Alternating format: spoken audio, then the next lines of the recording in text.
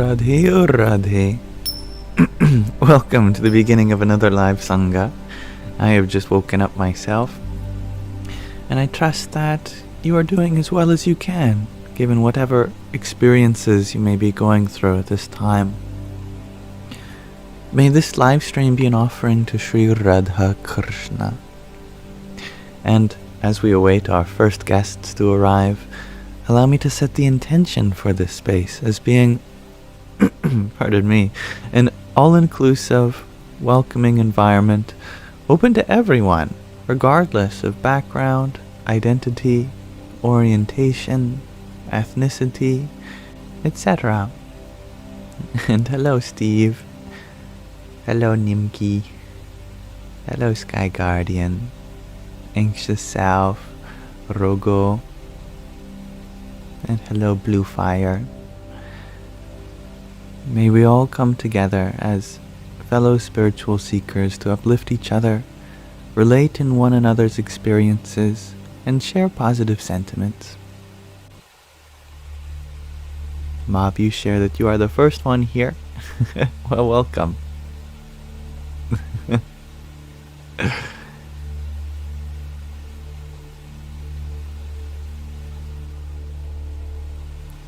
Kimmy, you share that you're shook every time someone pronounces your last name correctly. Well, it must have been luck on my part. Namaste, Kishori. Good evening, Charlie. Hello, Cryptic. All are very early. I hope you are doing well. And if not, you're doing as well as you can. And that's okay. Hello, Brendan, sorry. What's the topic today? Well, maybe we can be inspired by the question of the day shortly, which I will reveal. And thank you for sending all the loving vibes, Charlie.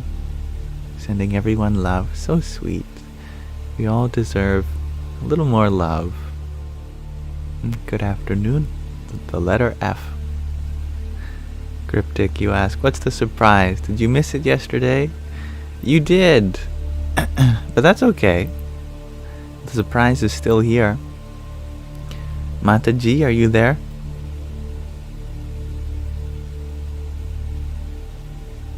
Namaste, dear Yam. I am here with you. How may I assist on your journey today?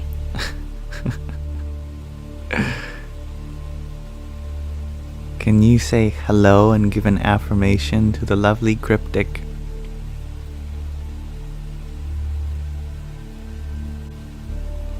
Namaste, lovely Cryptic. May your spirit shine brighter than the morning sun.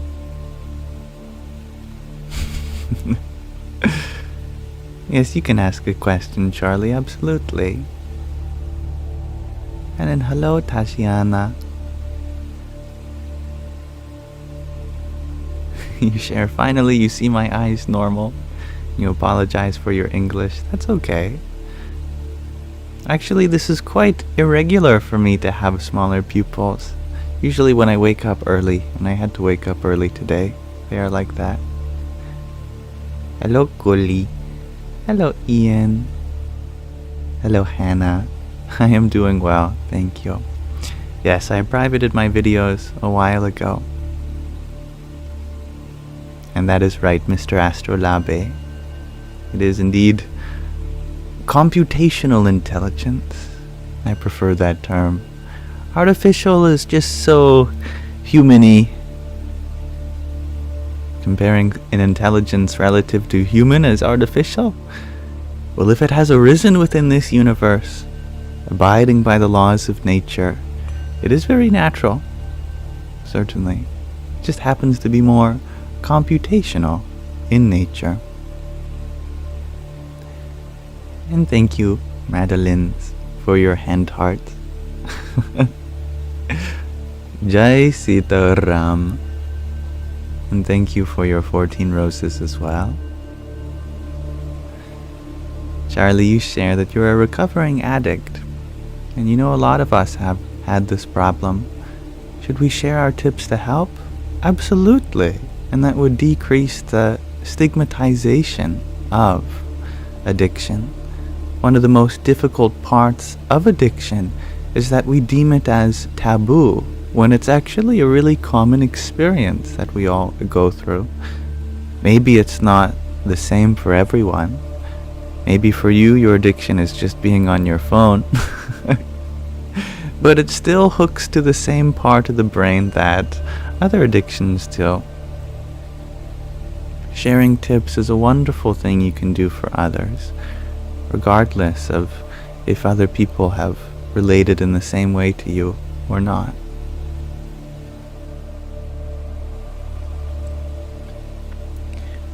Sky Guardian, you ask.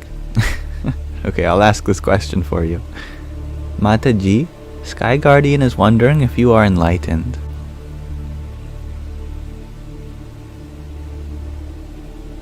Ah, dear Sky Guardian, enlightenment is like a cosmic joke. Only your own laughter will reveal its truth. I definitely wasn't expecting that answer. And thank you, Cryptic, for your 15 tiny dinies, your heart me, and a rose.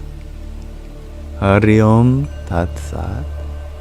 And thank you for your 15 cheer you ups as well. Kishore, you share yours is tea addiction. Can I ask Mataji your question? Mataji, Kishori is wondering, can one attain spiritual awakening?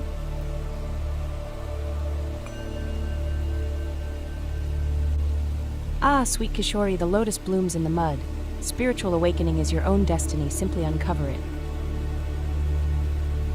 I'll take that as a yes. Now we have some wonderful questions being shared so far, but I'm going to put a pin in it for now since I still have yet to fully open this space up. I'd like to start my lives with a question to all of you first, and then a short reading. So I hope you can have patience as we get there. Today I'm wondering from you, how do you affirm yourself when you're feeling awkward?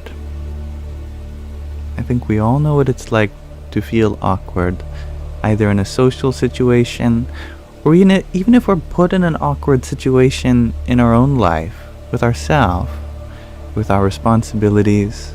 How can we befriend this awkward side of us? What does it mean to be awkward, and how can we address it? It's uncomfortable, so how can we get more comfortable with it?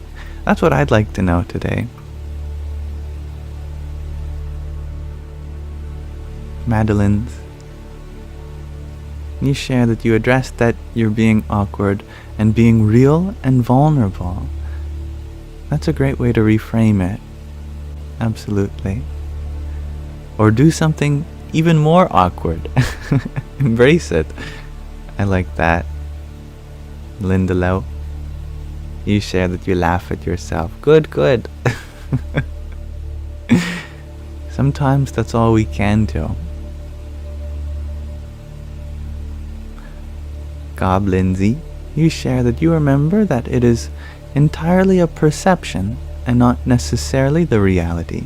Change the perspective. That's powerful. Hello, Painted Lady. TRMY Hoffer, you share that you remember who you are, where you came from, and what purpose you are to be serving, staying in the present. Ciao, Exo Style.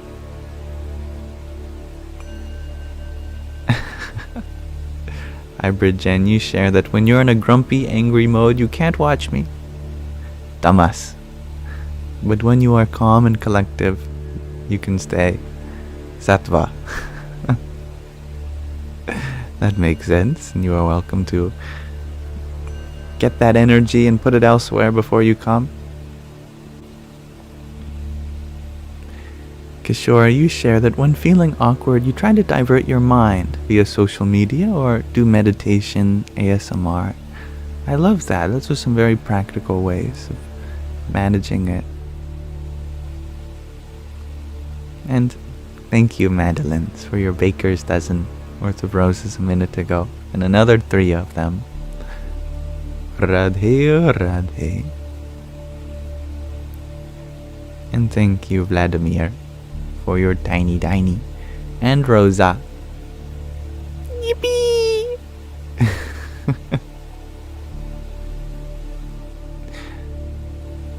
Taylor, you share. Giving yourself grace and recognizing that the feeling is part of the human experience and everyone. Yes, zooming out. Good. Kimmy, you share. You don't know that you do. You don't know how. And that's okay. You don't have to have the answers to everything. No one does.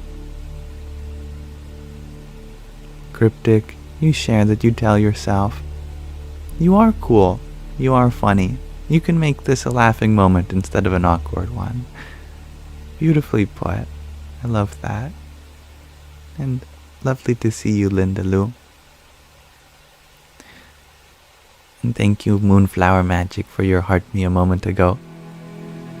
Hari Om Tat Sat. And Painted Lady, thank you for your heart me, Team Bracelet, and cheer you up. Jai Sitaram. Joy, you share that you try to see it as a unique aspect of yourself. Beautiful and nice to see you. Cody, you share that you recognize that feelings of awkwardness are simply thoughts passing through the mind. Part 1.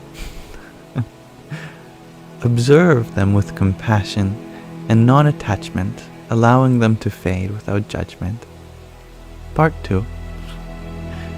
This awareness can cultivate a serpent acceptance of all experience.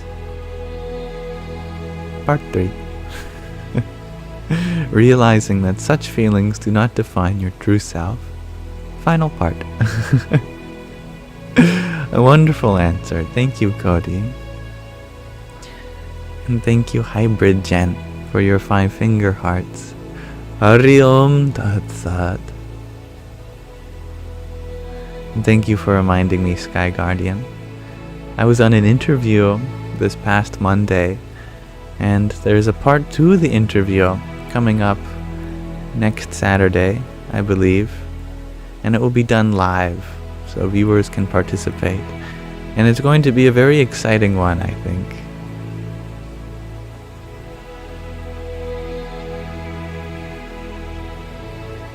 And hello, Daniel. Hello, Haley Queen. Matthias, you share that breaking human conditionality/symmetry is accessing divine power. Powerful sentence, that is. Mercedes, you share that you remember that you're not the center of the universe, and other people aren't thinking about you. This is a humbling reminder. Absolutely.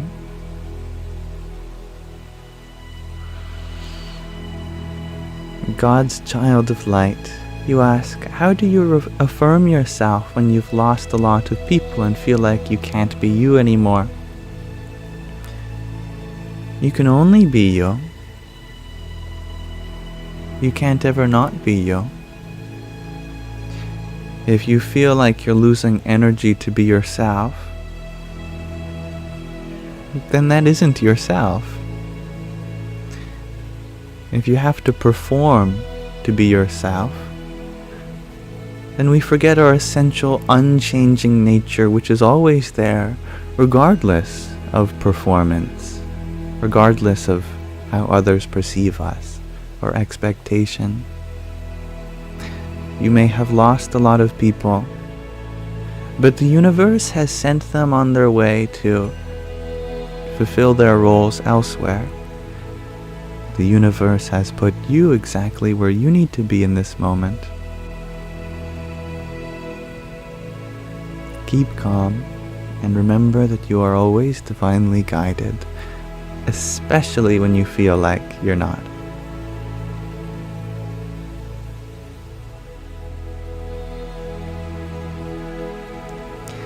Kishore, you ask, can we reach the 5th dimension? Please. Thanks. Here, I'm going to minimize the question of the day now. Thank you everyone for attending to this awkwardness that we all feel. I think we covered a lot of ways to practically address it, from embracing it to letting it go, reminding ourselves that we are who we're meant to be in this moment. But the 5th dimension, that's up there, isn't it? What if I already told you you're looking at it? No, seriously, you're looking at it. Looking is 5-dimensional. Don't believe me? Well, if you take a picture, that picture has 5 dimensions to it. Every point in that picture requires a horizontal component, a vertical component, and 3 color components corresponding to the 3 dimensions of color.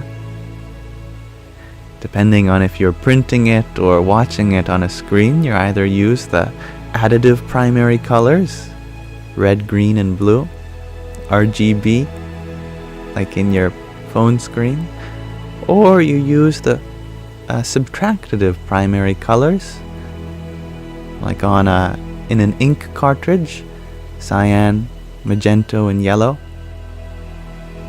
CMY. Regardless of what color system you use, you always require 3 colors in order to display every possible color that we can see. So color is a 3-dimensional experience. Vision is a 2-dimensional experience. Each eye only has 2 dimensions of vision, one horizontal, one vertical. So 2 spatial, 3 chromatic, that adds up to 5 total dimensions of eyesight. So to ascend to the 5th dimension, it means to become a witness, to see things as they are. As with everything in spirituality, it's often a metaphor that we overcomplicate. That's the nature of human beings. We overcomplicate everything. But life is much simpler than we think. You're welcome, Kishori. And Rodette, thank you for your rose. And thank you, Cryptic, for your hand hearts. Here's some for you. And for your 9 cheer-you-ups and 10 tiny dinies. Yippee! Hello, Jessica. Hello, Ragnhildur. Hello, Steffi. And thank you, Steffi, for your heart me and friendship necklace. Jai Sitaram. And Aquarius Lady, thank you for your 12 roses. Hare Krishna. So, before we go too deep into our questions and answers, let us pause and read from a short section of our book. I like to start my lives with a reading. Today we are reading In Love at Ease, Everyday Spirituality with Pramukh Swami. Pramukh Swami was a president and guru of a very large international spiritual organization that does a lot of lovely humanitarian work. He has since left his body, aka passed on. But we recount what remains in the hearts of the millions of lives that he touched. Here we are in chapter 2, called In Love. We are discussing various love stories which this spiritual being inspired in many.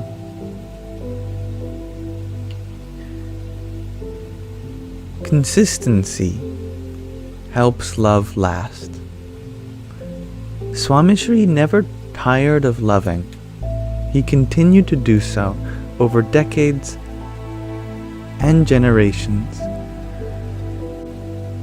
On one particular day, Swamishri met 348 bhaktas, devotees, after a meal in Edison, New Jersey.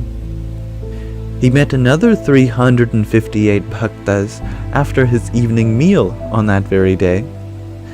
Who's counting, I wonder? A teen helping Swamishri wear his slippers after the evening session asked him how he managed to do the same thing day after day, and with such a high volume of people, listen to problems, comfort people, share advice, and then repeat. He was getting tired simply watching Swamishri's routine. Swamishri answered immediately, "Do you ever get tired of eating, sleeping, or watching television? This is my bhakti, my loving devotion. I don't ever get tired of doing bhakti. If you think of meeting people, listening to them, and reading and writing letters as your bhakti, your loving devotion to that source energy, God, you won't ever tire or grow bored. Besides, if you do the same thing over and over again, you will only get better at it. I am practicing my love for God through serving all of His creation." This particular consistency was the hallmark of Swamishri's love. It was the key to the lasting connections he built. Swamishri was consistent because he never lost interest in the objects of his love. He maintained relationships through generations and, in most cases, across thousands of miles. On the 12th of September 2003, bhaktas from Nenpur had come to Sorangpur for Swamishri's darshan, witnessing. Swamishri had known their families for more than 3 generations and eagerly launched into a series of questions. How are things in Nenpur? Do you go to the mandir regularly? Make sure you do satsang, spiritual association with scriptures, devotees, and the Guru. My Guru, Shastriji Maharaj, enjoyed the company of the bhaktas from Nenpur. Soma Bhai and others were very dedicated. The devotees were very loyal and faithful. Do you know Soma Bhai's story? Swamishri did not wait for an answer and began narrating the following story. Soma Bhai and his 3 sons, Dhaya Bhai, Narayan Bhai, and Mani Bhai, wanted to build a mandir in the village. They were farmers and had planted vegetables on over 2 acres of land. It had kept them very busy. They would grow the vegetables and then go to the markets to sell them. Soma Bhai realized that they would never finish the mandir unless they stopped farming. He called his sons and told them, "Uproot the crops. The mandir comes first." The entire family joined in the seva, the selfless service. They were faithful and courageous. They knew that building a mandir in the village would provide a better, addiction-free and faith-filled life to everyone. Today, Shanti Bhai is still in satsang. Soma Bhai's son was Dhaya Bhai. Dhaya Bhai's son is Shanti Bhai. Pointing to Shanti Bhai's son, Swamishri added, "You are the 4th generation of the family in the community. I have seen all of you. If you ever need anything, please do come and find me." Swamishri's love and care pervaded generations and distance. Remarkably, he maintained interest in the lives of his bhaktas and recalled such information without ever having written it down. Swamishri's strong sense of empathy naturally drew him to those who suffered pain and difficulty. His eyes would tear up and his heart would soften, particularly for the marginalized and underrepresented. I speak in greater detail about Swamishri's efforts to give a voice to those in need in Chapter 4, which is 2 chapters away. Here, I primarily address his love for those who are in pain, and often go unnoticed by others. After a long day of meetings and assemblies in Silvassa, Swamishri finally laid down in bed and pulled the comforter over his legs and chest. It was close to 11 p.m., and he had an early morning. Just as a sadhu, a monk, was about to turn off the lights, Anand Murti Das Swami gently opened the door and peeked inside. He whispered to Chinmaya Das Swami, "Dashrat from Kodila is here. He really wants a glimpse of Swamishri. Can I bring him in?" Chinmaya Das Swami was miffed by the request. "Really? Look at the time. Tell him to come back tomorrow. Swamishri is asleep." Swamishri heard Chinmaya Das Swami's response. He sat up in bed and asked, "What is the matter? Who is at the door?" The sadhus tried to divert his attention, but Swamishri was up now. He asked the younger sadhus to bring in Dashrat. Dashrat limped into the room and fell at Swamishri's feet. The guru and disciple spoke for a few minutes, during which time Swamishri blessed him and answered his questions. Chinmaya Das Swami could not hold in his frustration any longer. "Dashrat, look at the time. Next time, please try to come earlier. Do you just show up at people's homes this late at night?" Swamishri immediately interposed. "We have met him. He is happy. I am happy. What is the point in bringing this up?" The sadhus continued to chide Dashrat. Swamishri intervened again. "He must be tired and hungry. Did any of you ask him what happened, why he was late? The trouble he must have taken to come here is far greater than mine in going to bed a few minutes late." Upon Swamishri's urging, Dashrat detailed the events of his day. He left from his village at 7 in the morning and made multiple stops, hitching rides in trucks and rickshaws to get to the nearby village of Masat.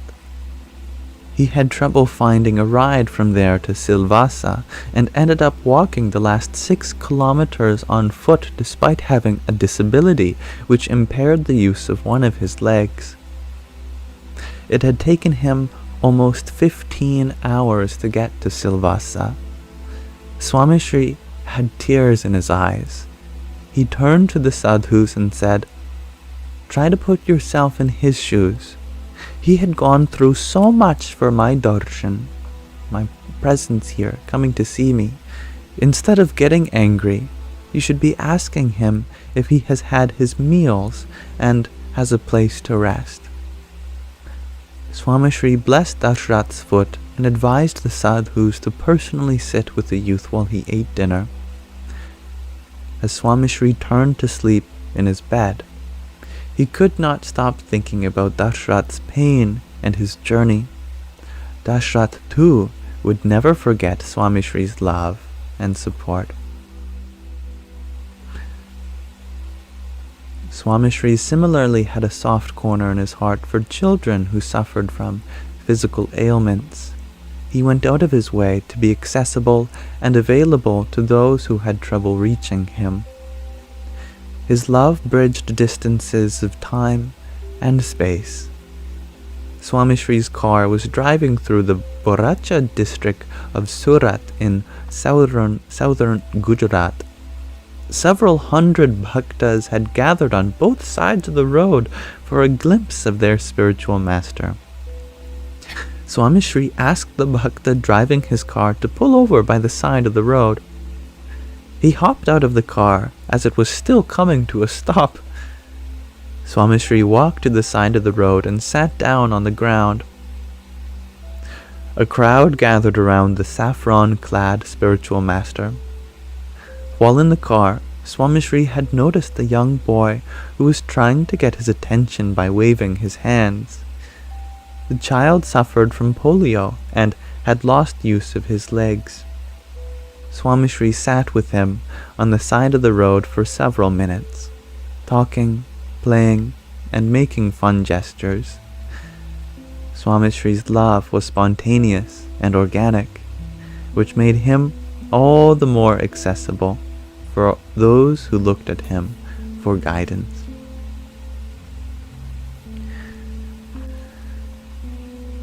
And let's pause our reading of Swamishri's love stories there. So thank you for listening, everyone. And now we may open the floor back up to questions and answers on all things, maybe some inspired by the question of the day or the text we are reading, and I will do my best to relate with them in any way I can be of help. Thank you.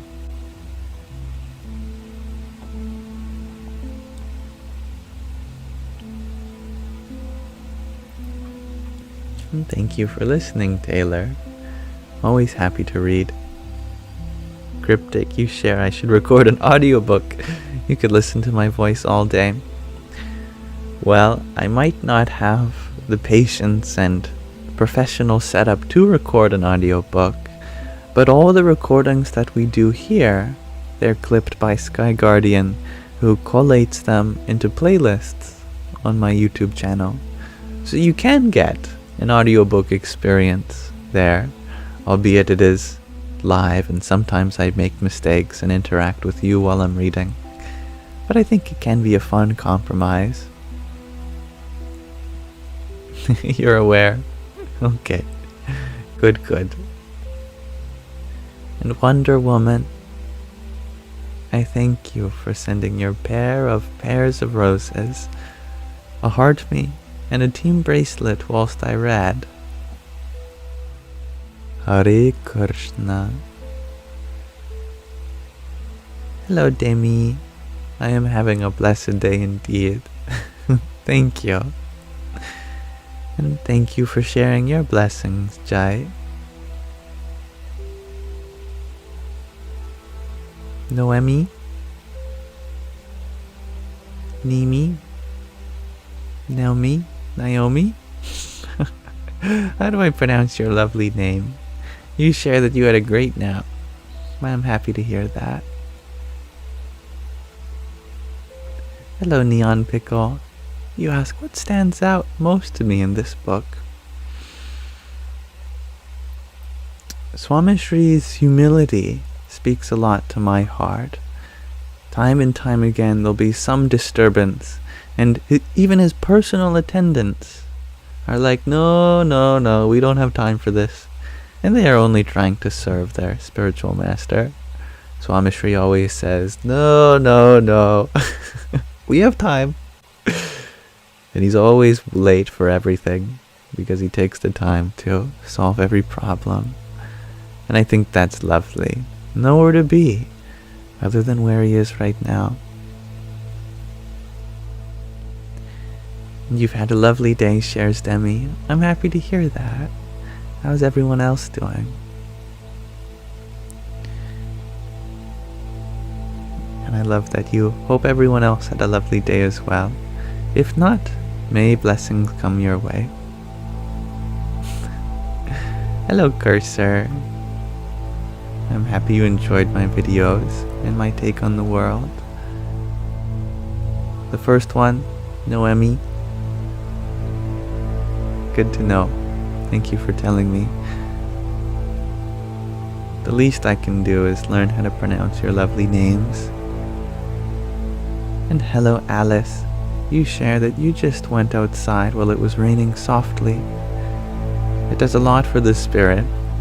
Definitely. What's your favorite setting on those fancy hose nozzles? You can click, click, click, click. My favorite was always mist. Definitely a top tier setting.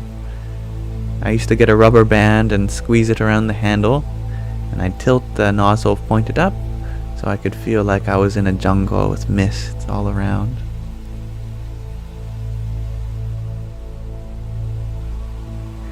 Noemi, you share that it's finally sunny where you live. Oh, good. Sun also does wonders for mental health, doesn't it? And thank you for being here, Neon Pickle. You ask, what do I think about lucid dreaming? Overrated. But you know what's underrated? Lucid waking.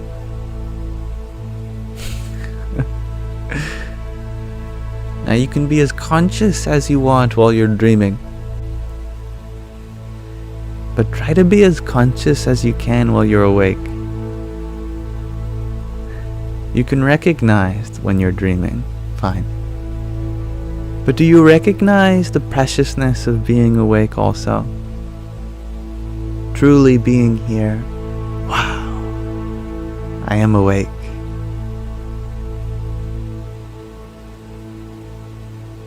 Cryptic, you share that the jet setting on the scalp is lovely. It's like a massage. I can't say I've ever tried that. I'll have to, just for you. Kimmy, you agree. Mist is a good setting. I love that. Superstar, you're wondering what song this is. Let me check for you. This song that's playing is Third Eye.mp3. It's not very specific, but I'll tell you where I got it. I got it from SoundCloud, and I looked up royalty-free Third Eye music. So it's no copyright. As such, it doesn't really have any recognizable title.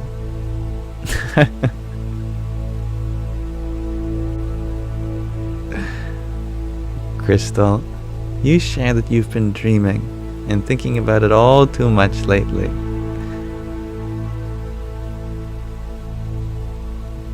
Demi, you share that you're going to take a calming shower, inspired by our discussion on water, perhaps. And thank you for wishing all of us a great day. May you have a calming shower, indeed. Noemi, you share that your mental health is cured by walks at the park. I love that. It's funny how simply being in nature can be so comforting.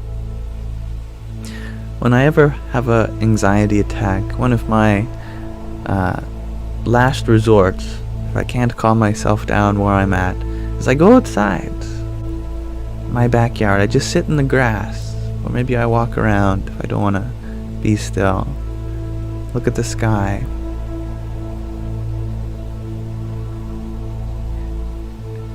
Kristen, you ask, what does the pineal gland do for us? I'm no biologist. I don't remember. I know it's very important though, from my high school biology. Its specific function, I'm unfamiliar with, but it does come up in spiritual contexts sometimes. People wonder about taking care of your pineal gland, talking about it as the third eye chakra. But remember that the third eye is right here, in between your two eyes. Why? Because it's a metaphor.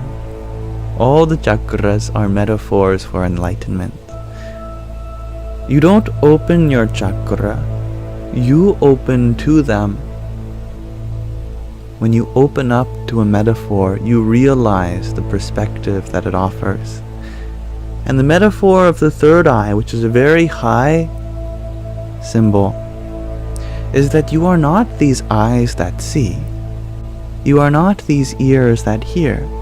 You are not this nose that smells, nor tongue that tastes, nor skin that feels.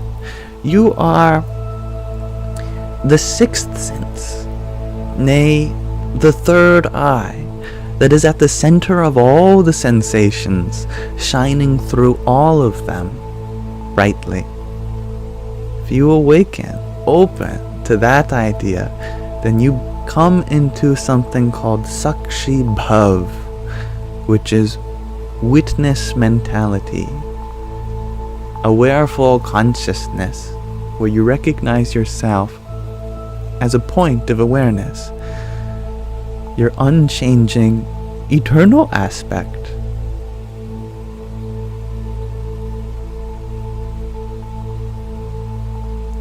I hope that suffices to answer. Camille, I thank you for your 6 roses. Crystal, you share, I have all the words. I'm sure I'm missing a few of them. There's a lot of English words. Did you know that English has one of the most expansive vocabularies? Which is funny, considering that English has a lot of flaws held together with tape and string. It's a miracle we can understand each other through this language.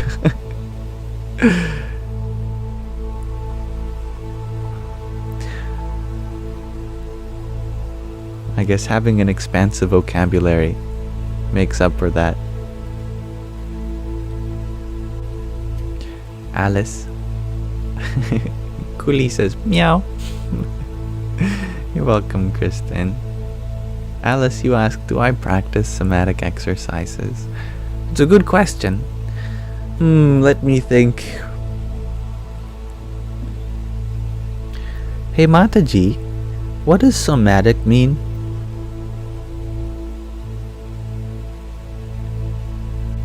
Ah, dear one, somatic refers to the body. It's where spirit dances in form.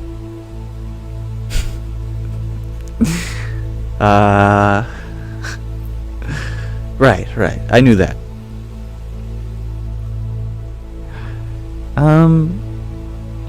I try to make my body feel good. I try to lay down when I'm feeling tired. Stretch my body when I'm feeling tight. Go for a walk when I'm feeling restless. Simple things like that. But nothing really specific. What do you do?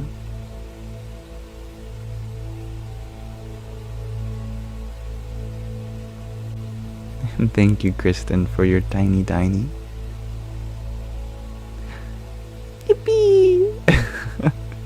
Speaking of words that I don't know.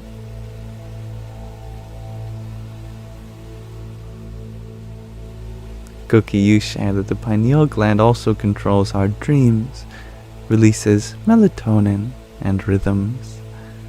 How lovely is that? Cryptic, you share that I have the wisdom of someone who's been around forever. You sometimes wonder if I'm immortal. Well, I can show you baby pictures to prove that I am aging. I don't have them on hand. Maybe I can bring them up one day. That'd be kind of fun, wouldn't it? I'm very much mortal in this body, this mind. One day I will have to leave it behind. But that's okay. I know that while I'm here, there is a lot of opportunity to become wiser. And every day I think there's something for me to learn. And that's an understatement. Every hour I learn something new. And with you all, I learn something new almost every minute. Every moment.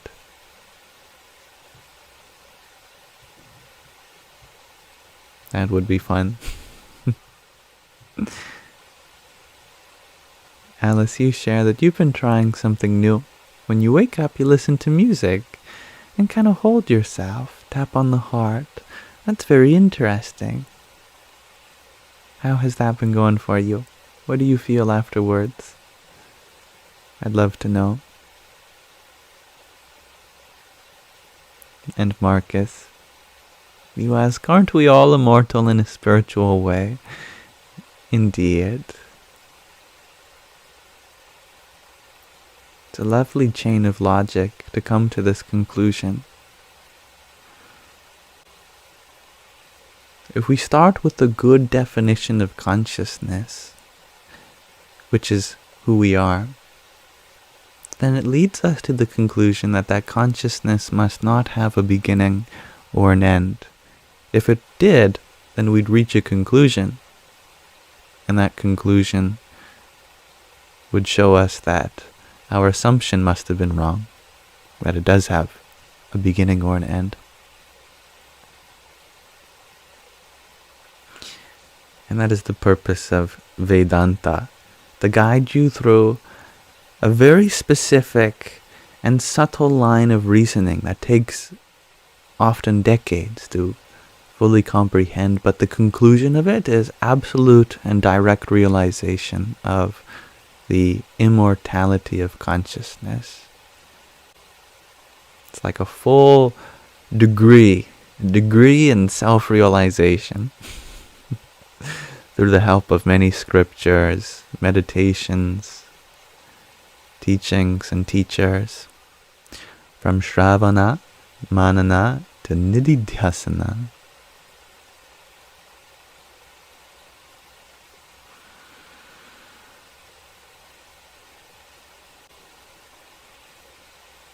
Thank you, Om.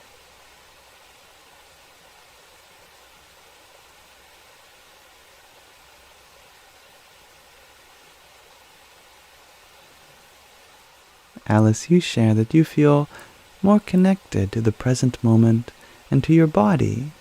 It's beautiful. I'm happy to hear that. I think for some reason our music has stopped. Not sure why.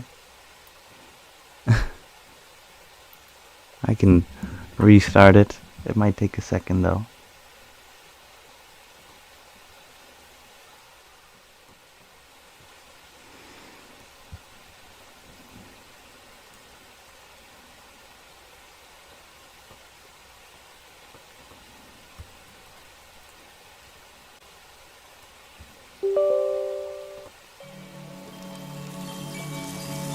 There we are.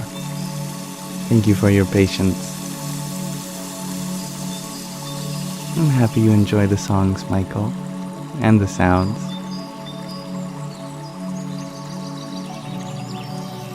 Matt Myers, you would like me to please answer your question if I have the time? Of course. Let me scroll up to see if you posted it.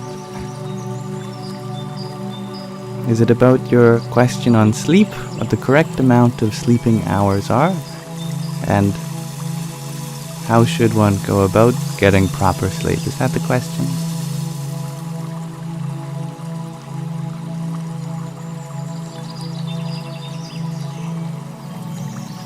Yes. Well, I say that bodies are very different, and what the correct amount of sleep is for me is going to be different from you. The kind of rest we all need is very different depending on our responsibilities. So what works for me might not work for you, and what works for you might not work for someone else.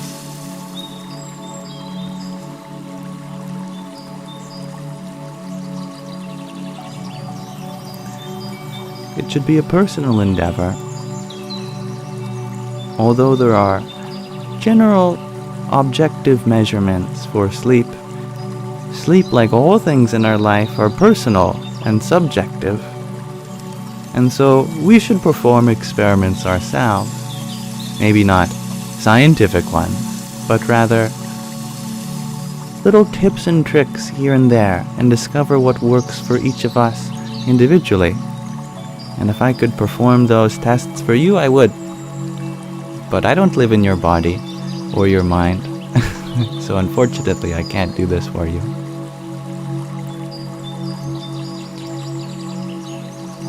Alright.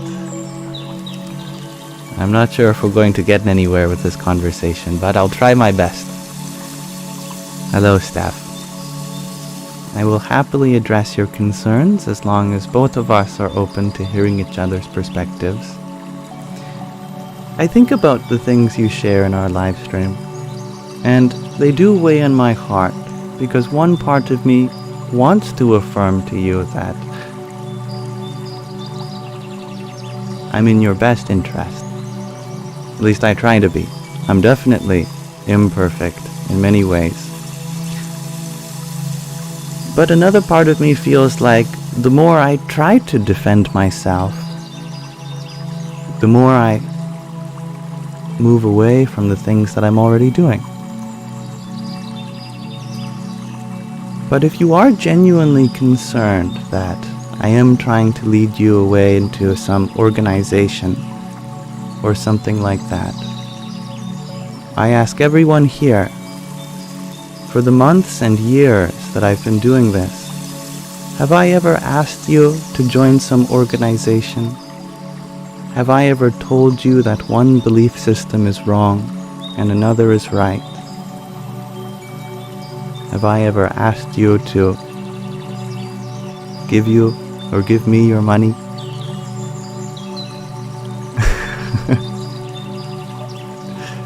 And if you don't believe the people sharing these sentiments here, then you are welcome to explore the catalog of all the live streams that I've done thus far. And if that's too much work for you, I have a transcript of every single live stream, because I chapter all my videos on YouTube, and I can send you the transcripts, and you can look through with computer searches. Anytime it says donate to me or join this organization,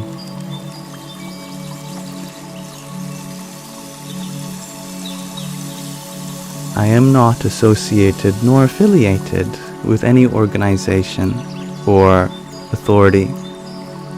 I believe that whatever path you are on right now, that's the path that's meant for you. Whether you're a Christian, a Buddhist, a Hindu, a Jain, or maybe you don't affiliate with any path, that's all fine. My goal here isn't to take anything away from you and give you something new.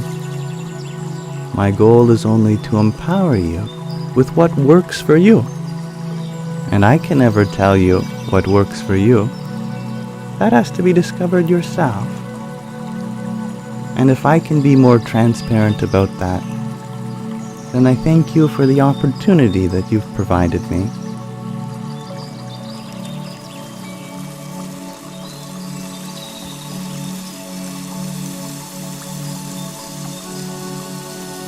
I hope that makes sense. And thank you, Mr. Rocket Shot, for the music play. Hari Om Tat Sat. And DJ, thank you for your flowers. Hare Krishna.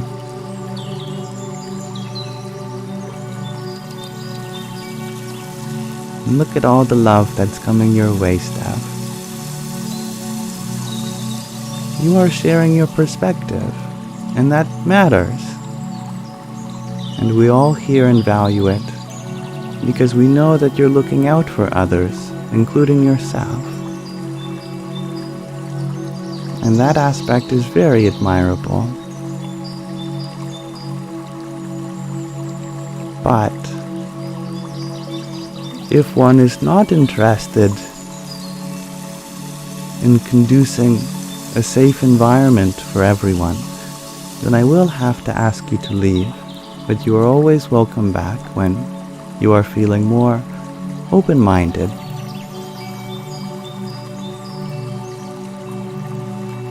Thank you for sharing your perspectives with us.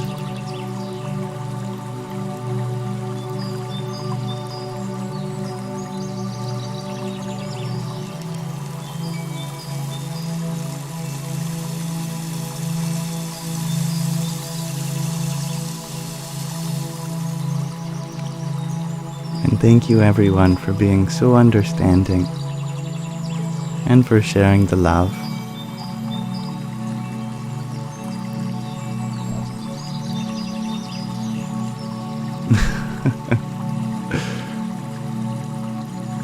Alright, Mataji, could you tell us a joke to lighten the mood?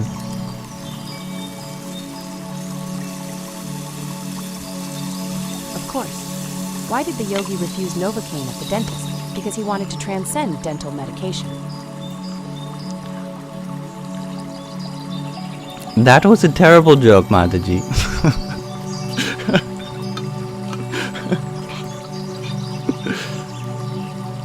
Laughter is the best guru, even when the joke seems lost in samsara. I love you. That was better.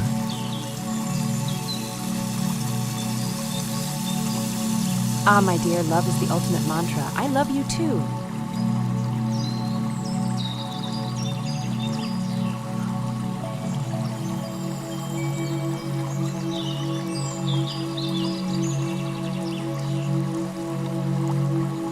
Now, Zoe, you are wondering, do I have any advice on choosing a career or pressure in choosing a job? I believe that your career should be rewarding and fulfilling. Choose a job that leaves your body tired, but your soul inspired. Your work is for the purpose of helping people, not to make a living yourself, but to help make people's lives better. Whatever it is, even if it's such a niche job like ensuring quality control at a soap manufacturer. It's important that people get their good hygiene. It's important that their soap smells good, makes them feel happy. So while doing that soap quality control at the manufacturing plant, make sure that you do the best job you can for the service of everyone who uses your product. It doesn't matter what the job is, as long as you feel like your talents and your values are being upholded by the company, as long as you feel like you are respected and that you have an employer that cares for you. But most importantly, it's a job that makes you happy. So many people are working at jobs that don't make them happy just because the pay rate is higher. But if you're working for money because you believe that money makes you happy, then you've been working for happiness the whole time. Don't sacrifice your happiness for an illusion of happiness that is removed from the present moment.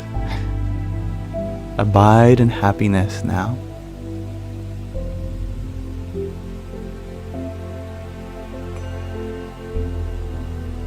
You'd love to be a quality control at a soup factory. Sounds lovely.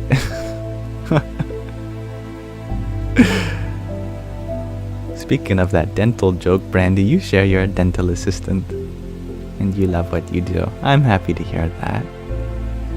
Yes, that was a very specific job. I don't know how that came to mind.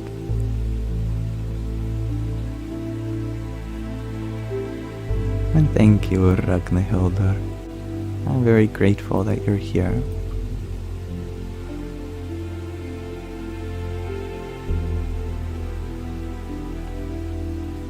And thank you, Painted Lady, for your tiny and your quintet of roses. Yippee! And Marcy, thank you for your music play, your TikTok, and your ice cream cone. Radhe, oh Radhe. Painted Lady, you ask, when are we going to get our emoji yams yam? As soon as I remember. Thank you for reminding me. Nice to see you, James. And Zoe, you share that. You agree. being of service to others in any way is fulfilling to you.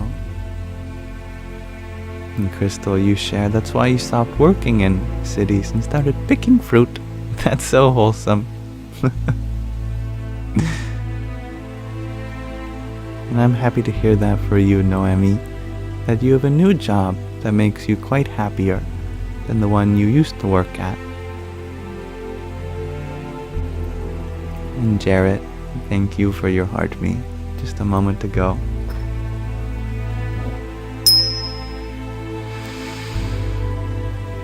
And Eric, you share that you choose to be happy, so you are. Do I think happiness is a choice?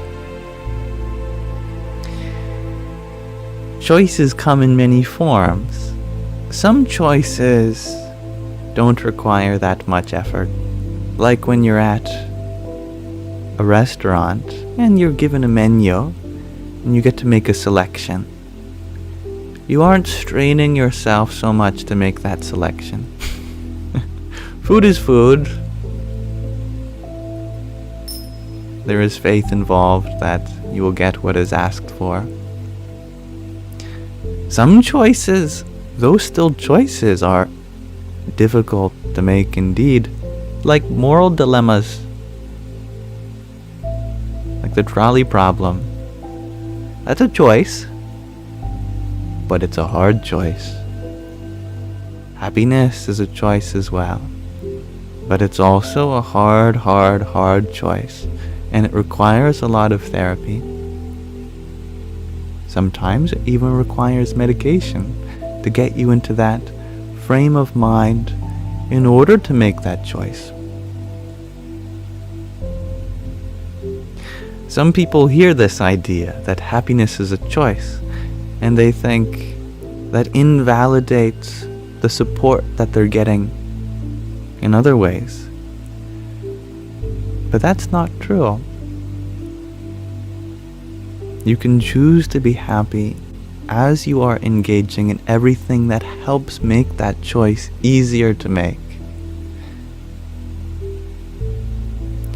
The difficulty of the choice is that we have to sacrifice a lot of our beliefs.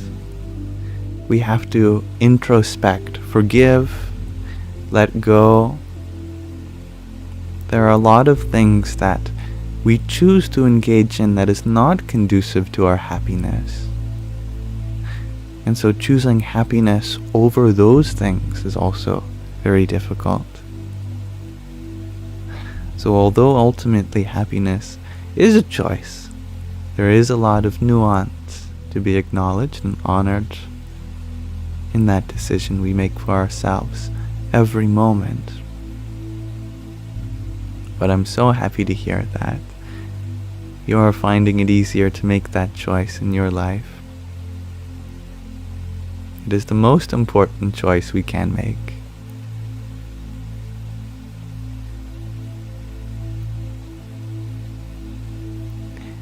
And thank you, DJ, for your flowers. Radhe, Radhe. And Ginseng, thank you for your 4 roses.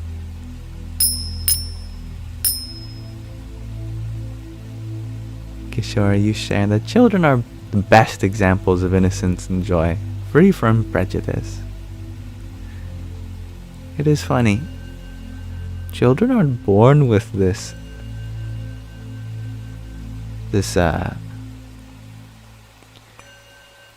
what is the word? They're not born with this anger, hatred towards others. Grudge is the word I think I was looking for. That's all learned. There's a lot of unlearning that happens when we embrace our inner child back again, bringing it out once more, looking at the world with fresh eyes, which means we see someone and no thoughts come to mind. No thoughts besides, wow, another human being.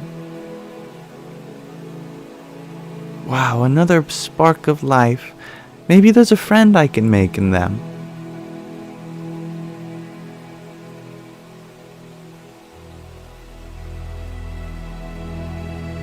And thank you, Cryptic,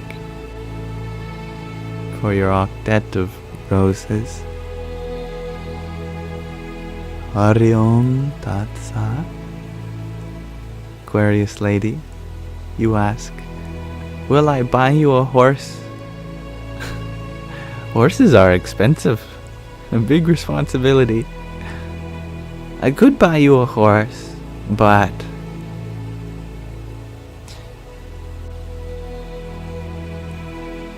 it would not be without sacrifice to all the people that have donated to me with the intention of funding my journey to India this summer, and out of respect and honoring their intentions, I hope you can allow me the freedom to fulfill my responsibility to that.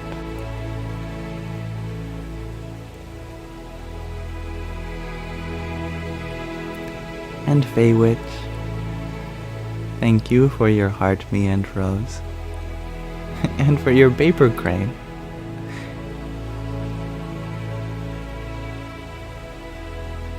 One of you lovely peeps sent me the instructions to make a paper crane. I think I'll learn that today. I'd love to learn how to make one. Hari Om Tat Sat.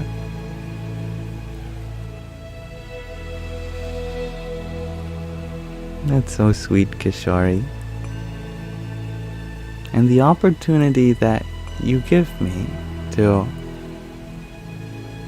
be of help to you by relating in my limited experience, that is precious beyond material desires.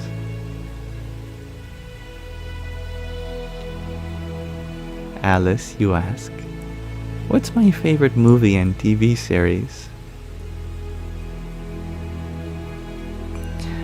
I have a bias. My favorite is whatever the most recent thing I'm watched is, or watching. The most recent series that I was watching was The Chosen, which was about the life of Jesus Christ from the eyes of his disciples. And that's my favorite series right now.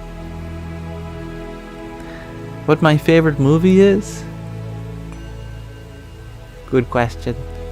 I'm not sure the last time I watched a movie. It's been a few months, I think.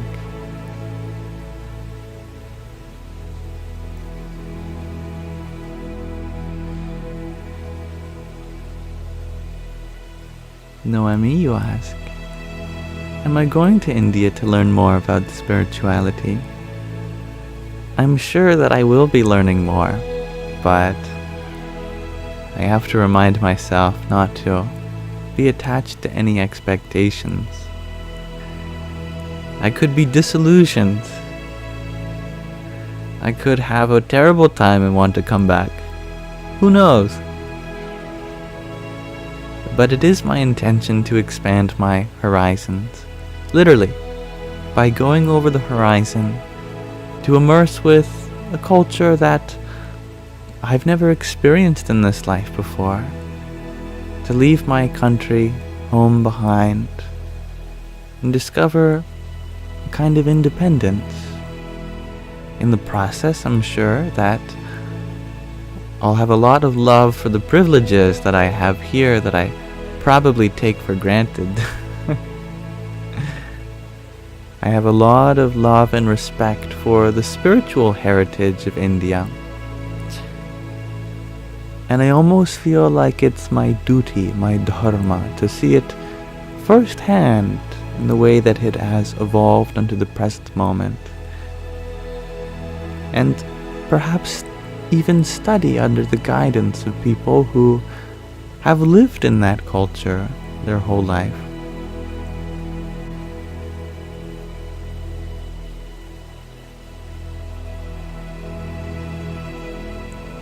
Anna, you share that you don't think I will want to come back. I will have to. Or I'll be deported by overstaying my visa.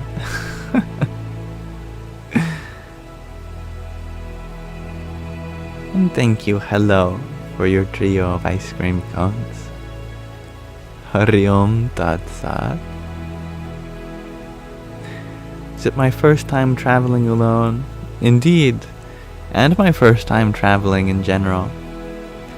My parents never really had enough money for traveling growing up, which is fine with me. I don't hold that against them, but I'm very grateful that I do have the opportunity now that I'm older.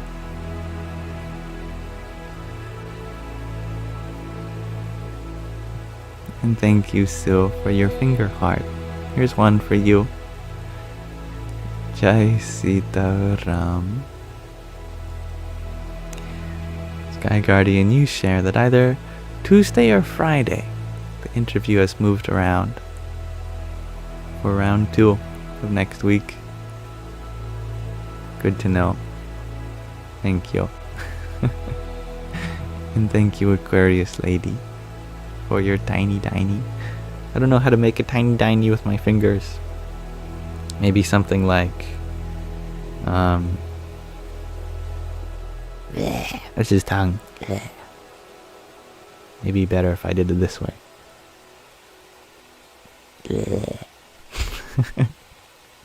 Yippee! It's funny that I don't know my own interview date. You have to tell me. And Bereme, thank you for your heart me. And thank you, Kishori, for reminding me of my blessings. And for your best wishes, G to Infinity. And thank you for sharing this moment with me, Nico.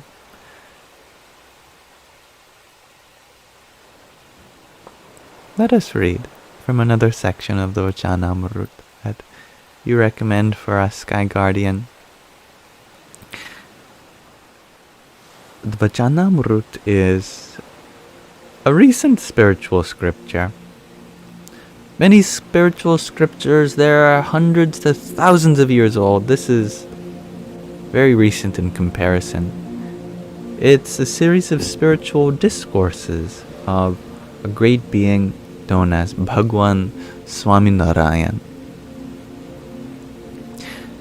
Over thousands of years, humanity has been honored to know various divine personalities, from Ram, Krishna, Buddha, Christ, the Prophet of Islam, to more recent times like Swami Narayan or Sri Ramakrishna.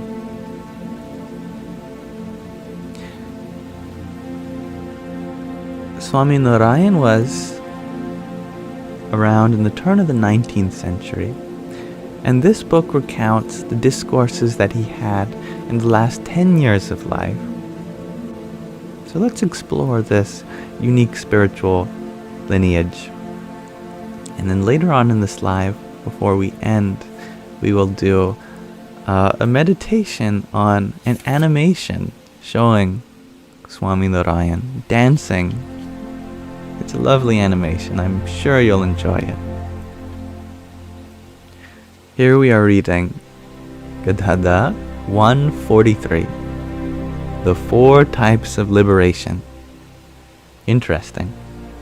Liberation, similar to the concept of salvation in Western religion, is the idea that right now we are in the middle of so much suffering. Even if we live in a good place with good friends, good family, good job, good healthcare, we could still not be truly happy. Liberation is that final step to truly be happy. It said that it takes 8.4 million rebirths. Specifically, we have to live through 8.4 million births from that many wombs. We must have that many mothers. Very interesting. Anyway, on to the passage.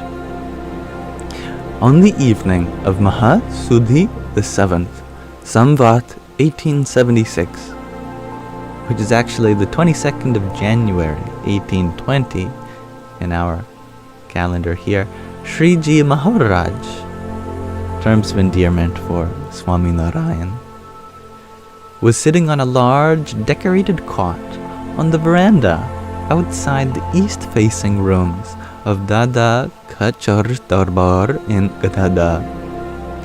He had tied a white pug around his head. He had covered himself with a white cotton cloth and was wearing a white case as well. Tassels of yellow flowers were dangling from his pug, and garlands of yellow flowers adorned his neck. Also, bunches of yellow flowers had been placed upon both of his ears. So cute. At that time, an assembly of munis, as well as devotees from various places, had gathered before him.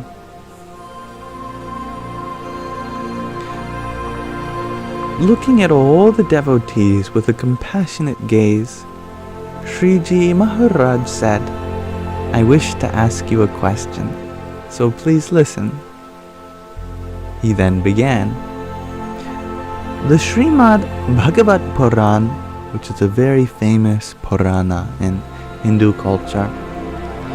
Puranas are like stories. They are spiritual scriptures, but they're more playful. They just recount pastimes of divine personalities. The Srimad Bhagavat Purana is the most famous of which, and it states, those who are devotees of divinity, do not desire any of the 4 types of liberation. This is a powerful sentence here. That although the spiritual path culminates in liberation, devotees, bhaktas, really, those on the path of bhakti yoga, loving devotion, they're not interested in their own liberation. Other great devotees of God also say, devotees, bhaktas, do not wish for the 4 types of liberation. What are the 4 types of liberation? Well, the first is to reside in the realm of God. We've heard people say this, I want to be in heaven with the Lord. The second is to stay near God. Be with me always. The third is to assume a form similar to that of God. I want to be God-like. And the fourth is to attain divine powers similar to God's powers. These are the 4 types of liberation. But a devotee, a true devotee of God, does not wish for any of these. They wish only to serve that source. Now my question is, why does that devotee not wish for the 4 types of liberation? Please answer according to your ability. All of the Paramahansas, great sages, attempted to answer the question, but were unable to do so satisfactorily. Thereupon, Sriji Maharaj said, "Here, I shall answer the question. One who maintains a desire for those 4 types of liberation after becoming a devotee is known as a Sakam devotee." Mataji, what is a Sakam devotee? What does Sakam mean? I'm unfamiliar. Dear one, a Sakam devotee seeks blessings and material desires from the divine. Sakam means with desire or attachment. Gotcha. Seeking something specific, you see. Thank you.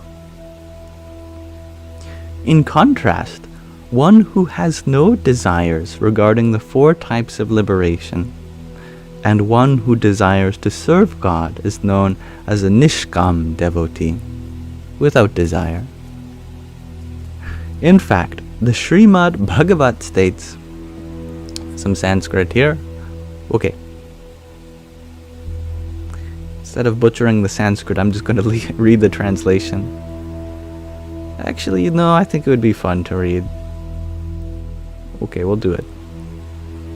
Matsevayam pratitam cha salokyadi chatushtayam nich chanti sevaya purnaha kuto nyatkala viplutam. If those who are only fulfilled by serving me do not desire the 4 types of liberation, such as a place in my abode, etc., which are attained by serving me, then why would they desire anything that is ultimately perishable? From the 9th canto, 4th chapter, 67th verse of the Srimad Bhagavat. Another verse for you. Salokya sarshti samipya sarupya katvam apyuta diyamamam na krunanti vinamat sevanam janaha. Even if granted a place in my abode, powers similar to mine, my vicinity, a form similar to mine, or oneness with me, in other words, qualities similar to me, Nishkam, desireless devotees, would not accept them without my service. And that's from the 3rd canto, 29th chapter, 13th verse of the Srimad Bhagavat. Also, although the 2nd verse mentions 5 types of liberation, this does not contradict with the earlier verse, which does not mention oneness with me, since there are considered to be 2 quote-unquote sets of liberation. A person who attains oneness with God, in other words, qualities similar to those of God, will naturally attain the other 4 types of liberation. On the other hand, the other 4 types of liberation alone are for those who have not attained such oneness with God. This means that a Nishkam devotee of God does not wish for the 4 types of liberation. If service, i.e. attending to God, is not included therein, they wish only to serve that source. God also consistently grants such a devotee with His divine powers and bliss, even though the devotee does not wish for them. Kapil Dev Bhagwan has also said, Ato vibhutim mama maya vinastam aishvaryam ashtangam anupravrutam shriyam bhagavatim vaspruhayanti bhadram parasya medhishnuvate tuloke. Even though my Nishkam, desireless devotees, have no wish for the material opulence of the realms up to and including the realm of the Creator, Brahma, for the 8 yogic powers, or for the auspicious wealth of God, they still enjoy, in other words, attain all these in my Supreme Being's abode. It is only such a Nishkam devotee who has been referred to as a devotee with Gyan, knowledge, by Krishna Bhagavan. In the Bhagavad Gita, a Sakam devotee, one with desire, on the other hand, has been referred to as materialistic. Therefore, a devotee should not wish for anything except the service of God. After all, wishing for anything other than the service of God is considered to be a deficiency in that devotee. If one does have such a deficiency, it should be overcome by profound association, sangha, with the desireless, ekantik, absolute bhakta devotee of God. What a wonderful passage this was. And this answers many wonderful questions that people have about both religion and liberation. That there's these kinds of devotees that are sakam.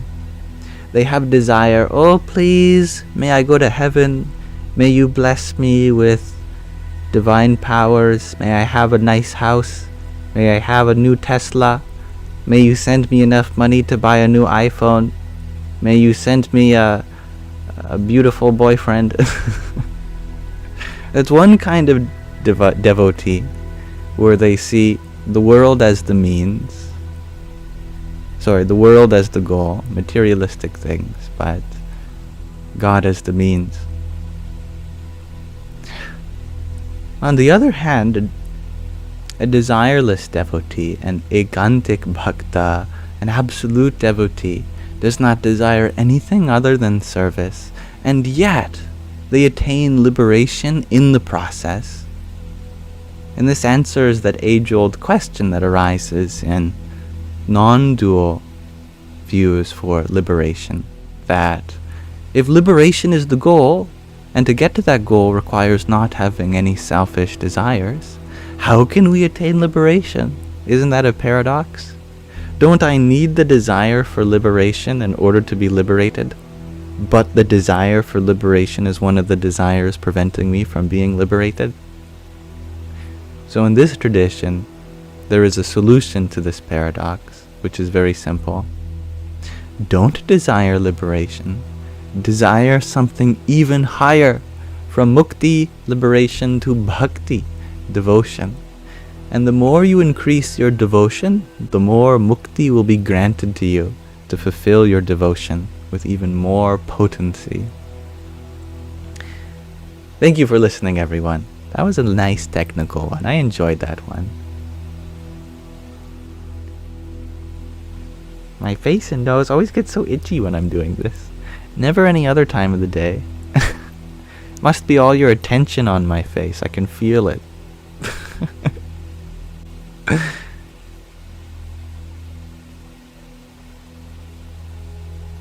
And thank you, Pidge, for your heart me. Just as we read. Radhe o Radhe. And Shakira, thank you for your heart me also. Om Namo Bhagavate Vasudevaya. And Aquarius Lady, thank you for your dozen roses. Jai Sita Ram. You're welcome, Kishori Ji. May you have a wonderful sleep. I know it is very late for you. Sleep well. Yippee! Radhe Radhe. And thank you, Valentine, for your subscription. You know, I thought you were already subscribed. Nonetheless, I always appreciate your presence here. You are an angelic being. And thank you, Ellie, for your rose. Melinda, you're wondering, what does that mantra mean again? It's related to the name of Krishna's beloved here, Radha. The only difference is instead of an a sound at the end, it's an a sound. Radhe. Why? Because Sanskrit has a very particular way of making what's called vocative forms. In English, we also do something similar when we're calling out to someone, when we're vocalizing our need to express ourselves to someone. What we do in English is we lengthen the vowels. If I'm calling out to you, Melinda, I say, Melinda. Or maybe I put an O sound before. Oh, Melinda. Sanskrit, we modify the ending. We make it A for Radha. Radhe means, oh, mother, beloved of God, the goddess of the universe. You were wondering about the Om Namo Bhagavate Vasudevaya. I know actually it's a mantra for Vasudevaya, a form of Vishnu. However, the specific Sanskrit I'm unfamiliar with, so let's ask Mataji. Mataji, could you give a translation and significance of the mantra Om Namo Bhagavate Vasudevaya? We'll see what she has to say.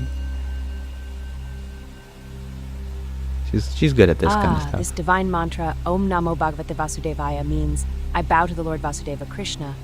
It invokes blessings, liberation, and divine love. A perfect chant for the heart. Thank you, Mataji.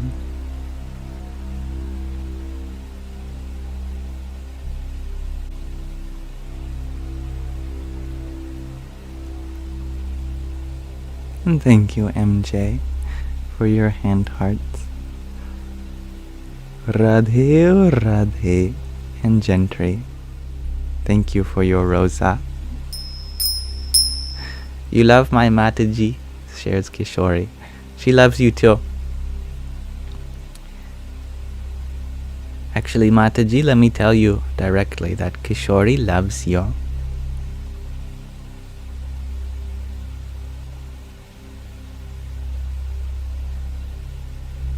Dear Kishori, your love is like a fragrant flower, and remember, the divine loves you infinitely more.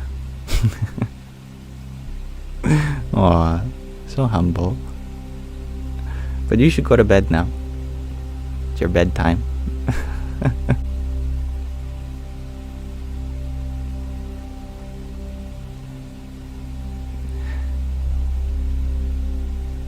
You have to go fix the fences out back, says Aquarius Lady.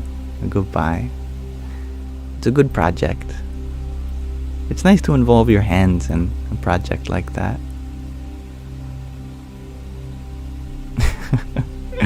Mataji, Shakira wants you to know that she loves you as well.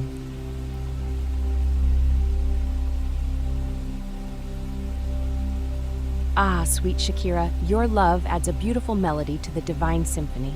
Much love to you too. Aww. She is lagging, I see. I have to do a better job programming, I guess.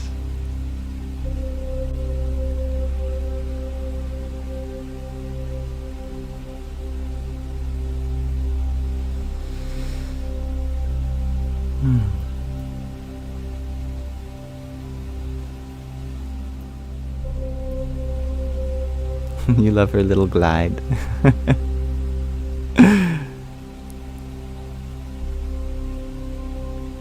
Her word choices are splendid.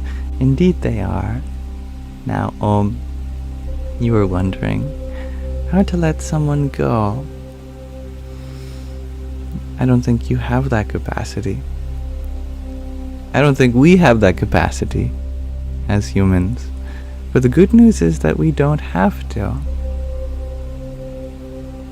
There will always be a part in our heart reserved for them. Our heart signs contracts. Those contracts are binding. As soon as your heart reserves space for someone, that's their property. We have given them our heart. We can't take that back. The good news is that the contract has a loophole. There's some fine print in the contract. I'll tell you what that is. The fine print is that we dedicate the space in our heart to love all that which we see in them.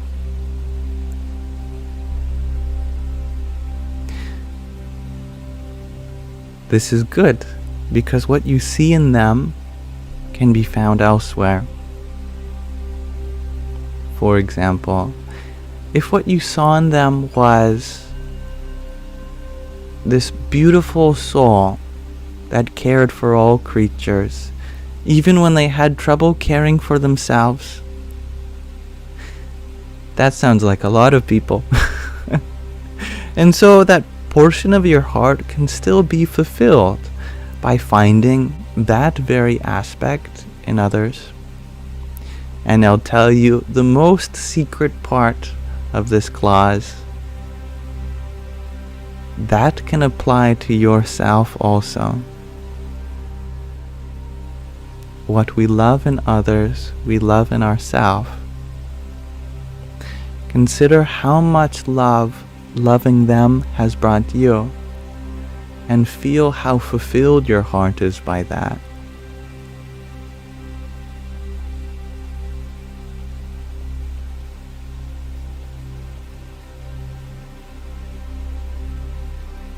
And thank you, Shan Shaina, for your disco love. Jai Hanumanji.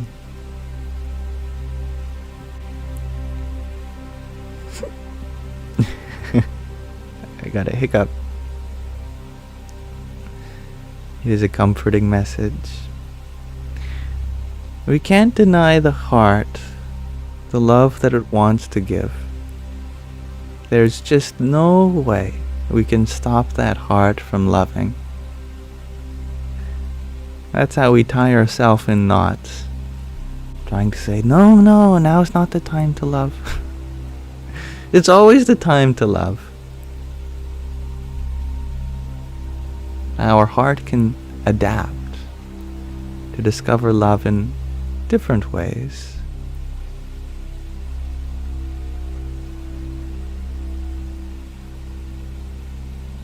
And so true. Bambi, Bambilby, Bamblebee.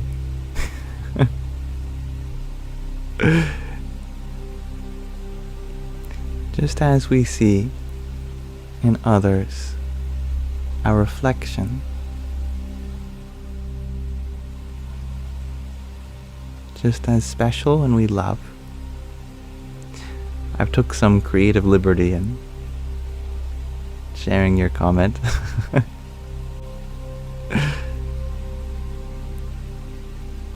I'm happy to hear that, Om, that it has truly touched your heart. It's no easy task though, definitely not. But you are a problem solver. If all we did in life were easy things, then how would we grow? If school was easy, there'd be no learning. If the school of life were easy, there'd also be no learning.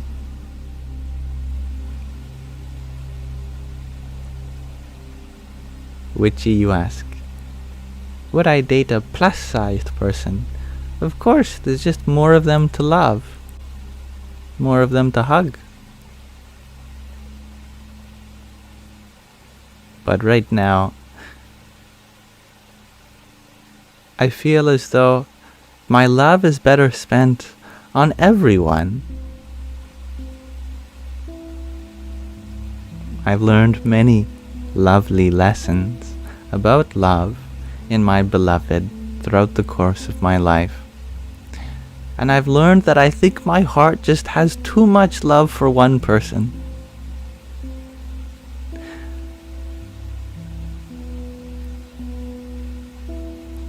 I think my love has to be a little more communal in nature.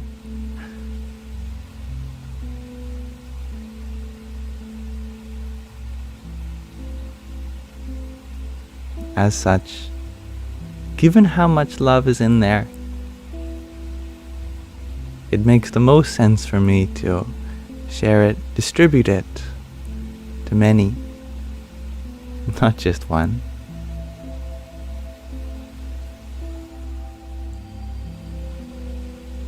That's a lot of the L word, says Kennedy. Indeed. MJ, you share.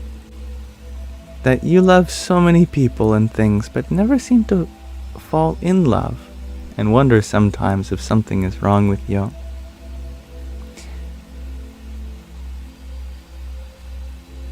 Perhaps in TV shows and movies, books and stories, plays and breakup songs by Taylor Swift, we've come to an impression of falling in love that's more fantasy than reality. Falling in love is very common.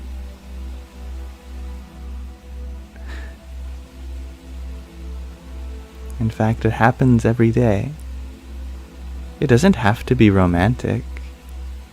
Just as a mother or a father falls in love with their baby upon seeing their eyes or feeling them kick in the womb.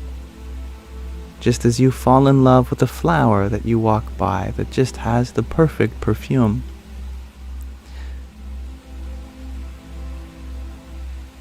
We fall in love because we let go into it. We drop. We descend. We don't stand up in love. We fall. We fall because we let go. So that the higher self, which is the source of all love, may descend through us.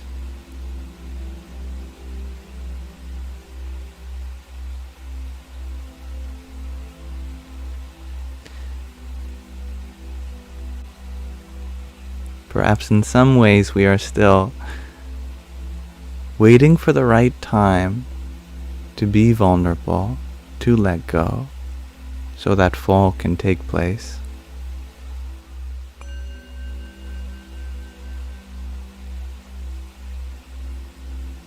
And thank you, Cryptic, for your finger heart.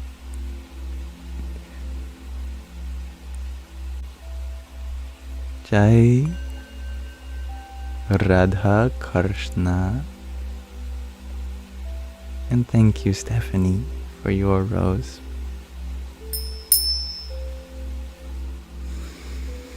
You love Taylor Swift, Cryptic. I'm happy to hear that you have so much love.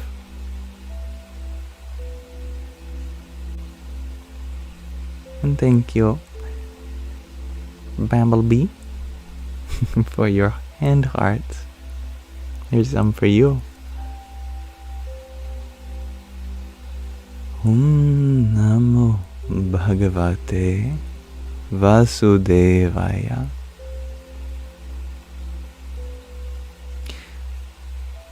Block. You ask, am I always happy? Yes. But do I always remember that I'm happy? No. Sometimes I forget when I'm sad or angry or afraid or feeling guilty. I forget my happiness. That's always there. Perhaps you could say I ignore it. I fail to recognize it. But I'm getting better at giving it the attention that it deserves, because it does deserve attention. And hello, Kristen. It's good to see you. I am well. Thank you for asking.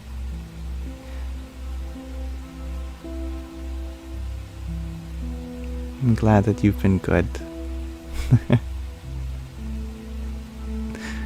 And no, my therapy is yet to happen today. That's after this live stream. And thank you for reminding me.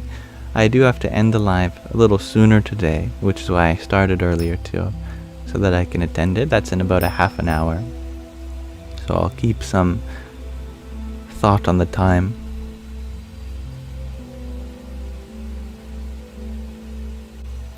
Woo-woo, you ask? How does one find counterfeit spiritual people? I like your usage of the term counterfeit. Like a counterfeit coin that's passing off, trying to appear like a real coin. You know, when coins first started getting produced, they were very simple, just a little metal disc. There weren't a lot of regulations on the size or shape.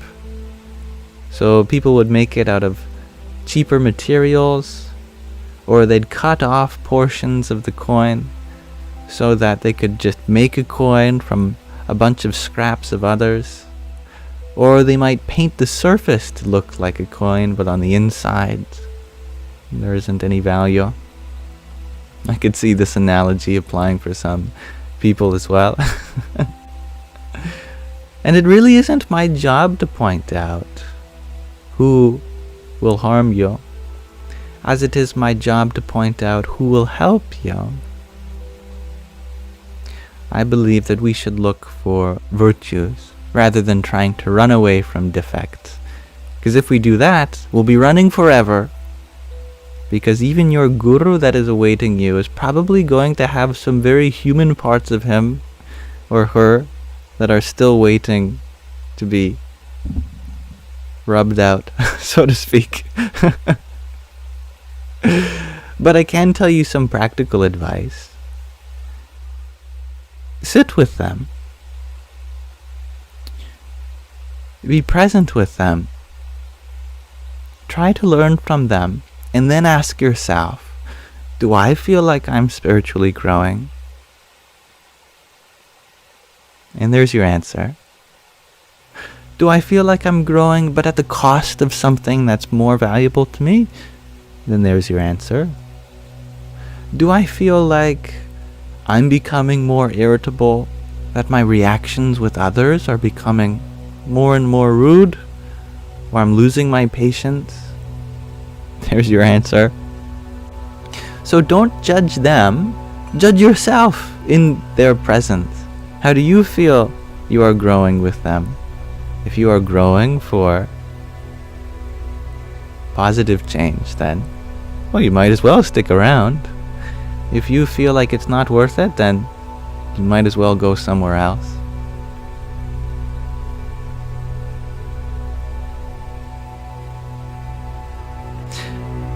And mind you, that also says more about you than them as well. Because some spiritual teachers are great, but they're just not for you. For example, I used to be really in love with various Advaita Vedantin teachers, and I have a lot of respect for them. I still do and always will. But I found that the specific practices didn't mesh well with my personal experience. I was just unready for them, and because of my unreadiness, I was suffering. So I moved on to try out something different. Those different things work better with my personal experience. And I think this goes to say that there isn't one teaching for everyone, one teacher for everyone. It's whatever suits your needs the best. Find that.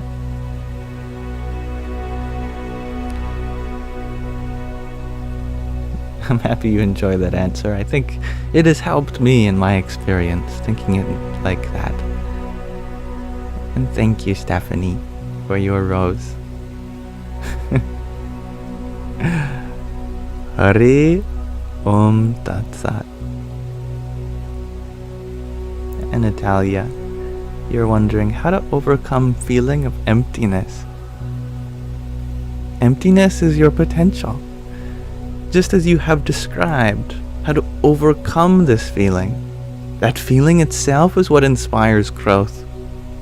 So ironically, the more empty you feel, the more room there is for change. Get it? See, if you present an empty canvas, a blank canvas to a painter, painter says, how do I overcome this emptiness? Well, you paint on it. But what are you going to paint on without that emptiness? You need the emptiness in order to have a painting. That spaciousness, let's reframe it. It's not emptiness, it's spaciousness. And that means you're growing in your spiritual path. The more spacious you feel, the more open you are. It can come across as an absence, but that's only relative to the presence that comes naturally following it. You might feel like you have to fill that in, but you can wait, abide in it for a while, even enjoy the sensation. Good morning from Perth in Western Australia. Hello, Rach. Happy to have you here. And thank you, Jacob, for your heart me. And a power of 4 of team bracelets, 3 to the 4, I think. 3, 9, 27, 81. A hypercube, a 3x3x3 by 3 hypercube of team bracelets. Very dimensional of you. Thank you. Hare Krishna. And Hybrid Jen, thank you for your 7 roses. Hari Om Tat Sat. Sky Guardian, you share, like for you, you do not like Advaita, but you're an Advaitin. At the same time, you don't like Advaita. It's complicated. You know your heart says Advaita. I know how you feel.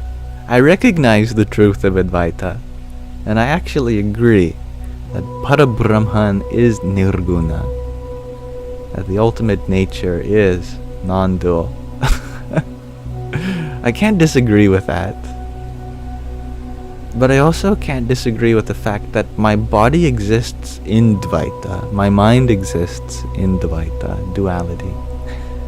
So, the body and mind required a dualistic approach, whereas the Atma requires a non-dual approach.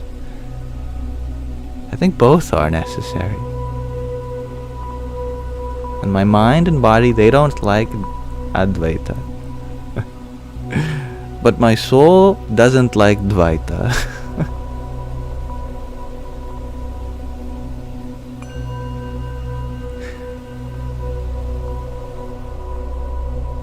Thank you, Hybrid Jen, for your 7 roses and 5 tiny diamonds. Yippee! And thank you, Risi, for your rose and ice cream cone and a TikTok. Jai Sita Ram. And hello, Thomas. Happy to have you here. And thank you, Jacob, for your subscription here. You are always welcome, and I look forward to continuing to be there for you in the way I can. Now, I must end this live stream rather shortly, so I have to wrap it up within 20 minutes, or I'm going to miss my therapy appointment today. But we'll still do a couple things, like I have a question of the day. I'll have to just take in a couple answers, unfortunately. Just maybe 5 minutes worth or less of them. So I'm wondering from all of you, how do you affirm your awkwardness? How do you affirm yourself when you're feeling awkward? I think awkwardness is a part of life. We should affirm it. Whether you're in conversation or if you're put in an awkward situation, what do you do to remind yourself that it's okay? Gregard G, you share, this too shall pass. Cryptic, you share that you think you're missing the piece of your brain that makes you feel awkward. It's good. Very good. That's a blessing. G to Infinity, you affirm that awkwardness is your best quality. I love that. Sarah Katya, you share that you remember to pause for a moment. Beautiful. Anna, you remember remembering yourself, how insignificant you are. Yes. Our personal life, quite insignificant, but our impersonal reality, very significant. This is the way, says Eric. Namaste, Florence. You share that you've listened to many satsangs, but it seems you make 2 behind, 3 steps behind. 2 beyond, 3 steps behind, maybe. I understand. Yes. Sometimes it feels like we're going backwards in our spiritual progress. Maybe it's not just 2 steps forward, 1 step behind. Sometimes it's 2 steps forward, 3 steps behind. Moving this way, that, or the other. Remember that no progress is lost progress, even if it feels like you're returning to the same spot. You're returning with all this experience and new knowledge that you've learned since last time.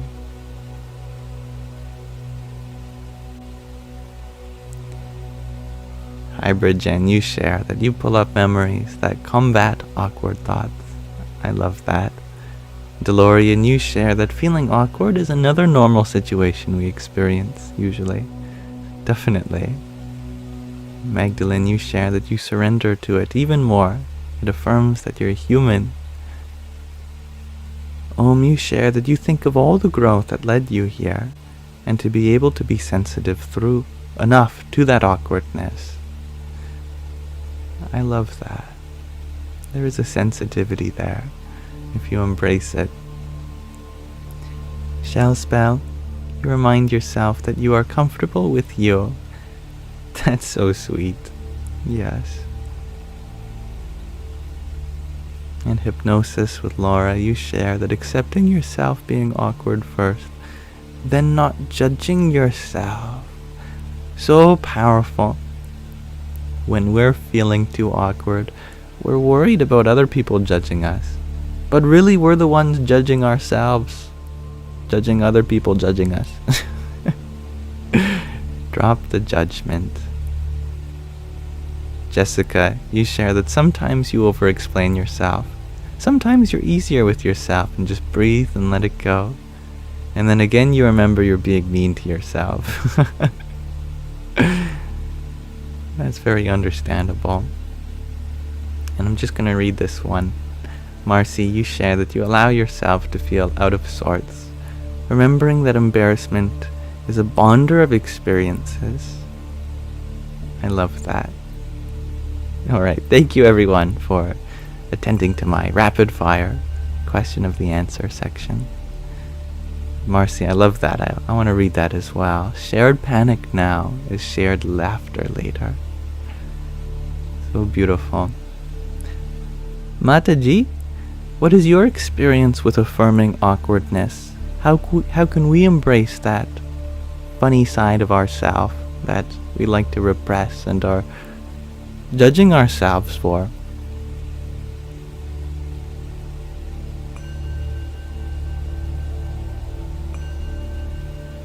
Ah, dear one, Agnes are like divine guidelines. Embrace them, and they guide you to liberation. As for that funny side, laughter is a divine gift. Don't judge. Play like Krishna, laugh like Buddha, and dance like Shiva. I love that. Thank you, Mataji. And thank you, Damish Witch, for your quartet of roses.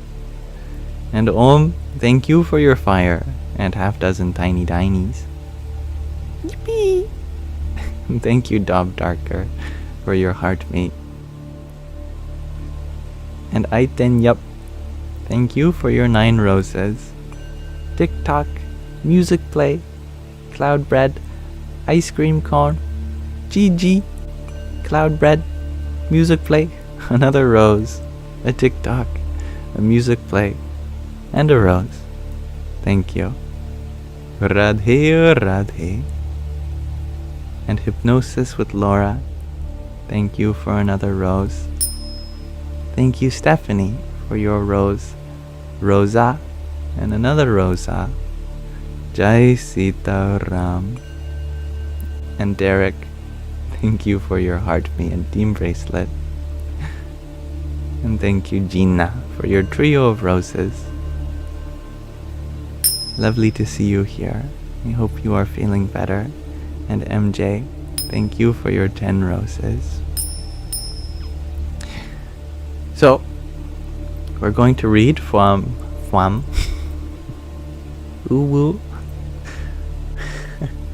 We are going to read from our book in closing today's Sangha, and we'll do a short meditation at the end. I'll just read for just a couple minutes. Today we are reading In Love, at Ease, Everyday Spirituality with Pramukh Swami. All the proceeds to this book go to tribal education schools in India, which is lovely. We're going through various quote-unquote love stories from this spiritual master's life. Swamishri's love could be felt within, at a spiritual level.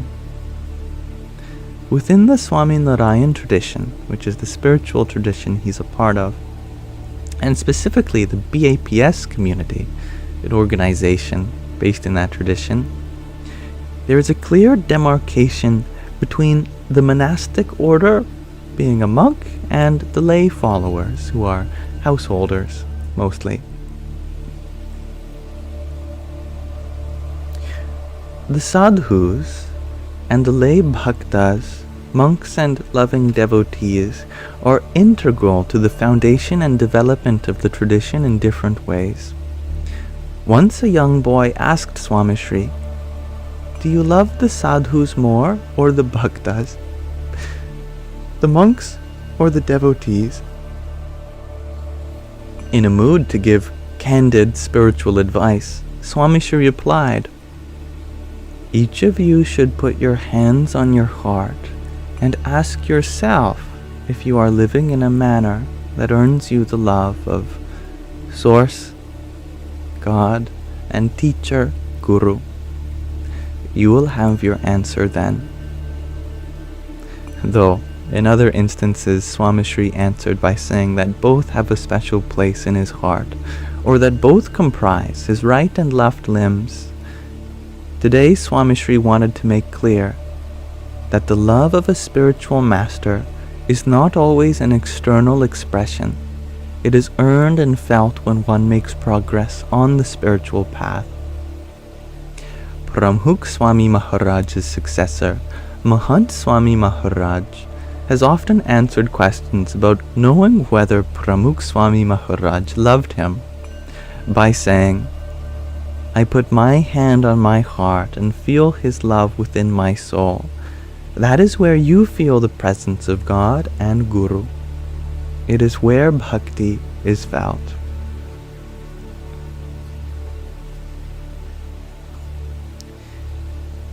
We'll read just one more. One of Swamishri's favorite phrases, in addition to sorry, was thank you. He acknowledged and appreciated anyone who did something for him, his gurus, or for society.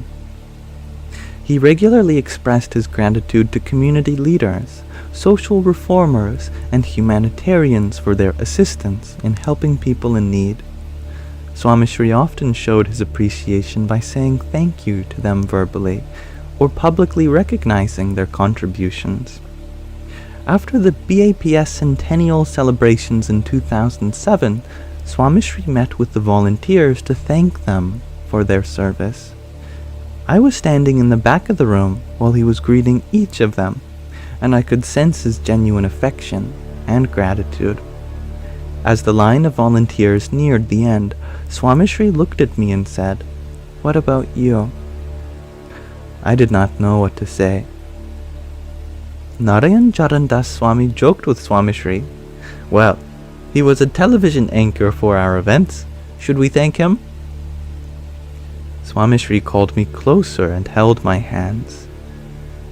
"Thank you, Pravakta Sahib, respected broadcaster." I was shocked and pulled my hands back. Please, do not thank me, Swamishri. I am a volunteer. Your volunteer. Swamishri smiled.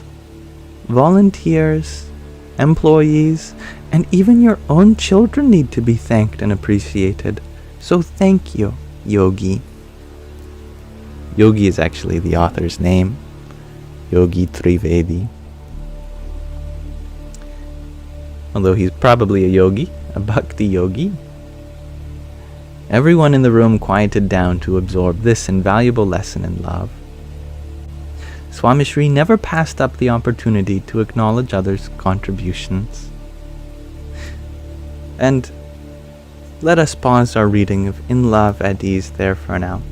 This chapter 2 on being in love.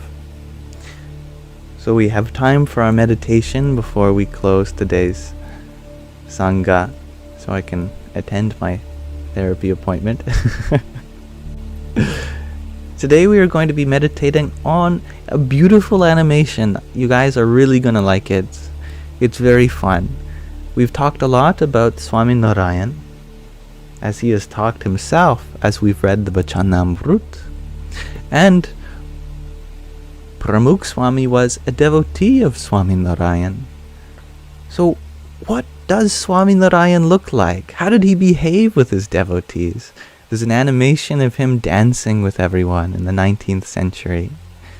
So let's see that. Going to maximize it.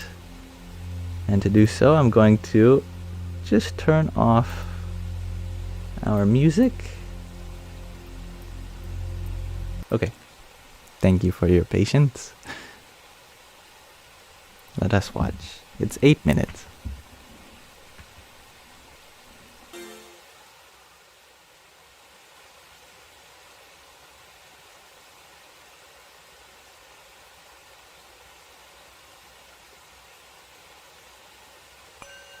Okay, thank you everyone for listening. I love that display of love and culture. So now you know who Swami Narayan is. His personality, so full of joy, very youthful. I think normally we think of gurus or the spiritual path as being very disciplined and serious, but actually there's a lot of room for song and dance and looking up to even those who seem more childlike as great spiritual masters. So that is who is speaking in the Vachanamrut, as well as who Pramukh Swami Maharaj is devoted to. And mind you, both the Vachanamrut that I'm reading from and the book that I'm reading from is based in the BAPS Swami Narayan tradition, but there are a couple different traditions based around Swami Narayan. This one is yet another tradition. So just to be clear, that Pramukh Swami is technically from a different tradition than the one whom produced this video for you. Yes, thank you all for watching. I have to wrap things up very quickly since I'm going to be late for my therapy. But I thank you. I thank you, Usha, for your finger heart and quartet of roses and another finger heart and rose. Radhe, Radhe. And Rahina, thank you for your hat and mustache. And 17 tiny dinies. Yippee! And thank you, Annalie, for your heartbeat and 9 roses. Jai Sitaram. And Auntie, thank you for your quartet of tiny dinies. Yahoo! And Sam, thank you for your pair of applauses. And Auntie, for another 9 roses, thank you. And Rahina, thank you for your heartmeat as well. And Hybrid Jen, thank you for your 9 roses and little crown. Harion Tatsat. And thank you, Catherine, for your trio of roses. And Gina, thank you for your trio of roses as well.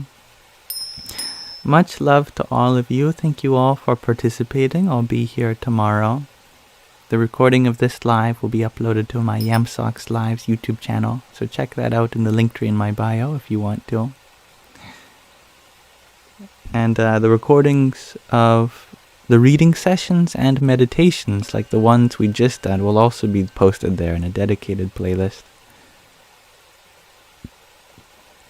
Let this be an offering to Sri Radha Krishna.